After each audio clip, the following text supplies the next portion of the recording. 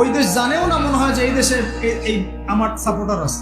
যে যুব সমাজ তাদের জীবনের উদ্দেশ্য জানে না, তাদের পক্ষেই সম্ভব এইসব মেসি, আর্জেন্টিনা, ব্রাজিল এইসব নিয়ে ব্যস্ত থাকে। আমাদেরকে এই খেলাধুলার অহেতুক কাজে ব্যস্ত করে দিয়ে ওরা ওদের এজেন্ডা বাস্তবায়ন করছে। দেখবেন যখন যখন রমজান মাস আসে তখন তখন দেখবেন মুসলিম কান্ট্রির উপর নির্যাতন বাড়ে। যখন যখন বড় বড় ইভেন্ট হয়, ওয়ার্ল্ড কাপ, এটা সেটা, দেখবেন ভিতরে ভিতরে মুসলিম কান্ট্রির উপর নির্যাতন বাড়তে থাকে। মানুষ একদিকে তাকায় থাকে, আর একদিকে উদ্দেশ্য সাধন করতে থাকে। বুঝাচ্ছি বিষয়টা। আপনার 5টা বাচ্চা আছে মনে করেন, খুব জ্বালায়, কান্নাকাটি করে, হইচই করে। আপনি মোবাইল ফোনটা বের করে দিয়ে বলেছেন, বাবা বস, তোরা 5 জন মিলে একটা কার্টুন দেখ, আমি একটু কাজটা করি। দিয়ে দিলেন, ও কার্টুন দেখছে চুপচাপ, কেউ কোনো ডিস্টার্ব নেই। আর বুঝতে পারছেন? এই যে বাচ্চাগুলা কার্টুন দেখছে না, এগুলো হচ্ছে আমরা এখন।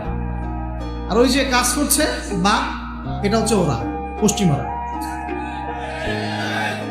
আমার কথা কি বুঝতে পারেন?